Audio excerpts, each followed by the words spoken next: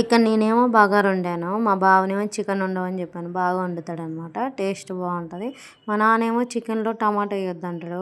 దోసకాయ ఏయమంటాడనమాట. అలా వండుదాం ఒకసారి దోసకాయ ఏసి చూద్దాం అని అన్నాడు.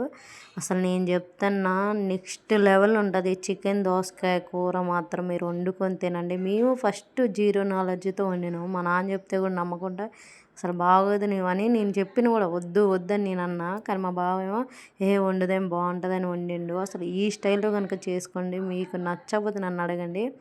అందులో కోడి కాళ్ళు ఏసుకోండి. చాలా బావుంటది. ఎంత టేస్ట్ ఉంటదంటే అంత టేస్ట్ ఉంటది. ఇప్పుడు ఈ ప్రాసెస్ చూస్తే మీకు అర్థమైనాలా? ఇందులో మా బావను, మా బాబు కలిసి ఇద్దరు చేస్తున్నారు ప్రాసెస్. అందుకే అది ఎగుడు దిగుడుగా ఉంది.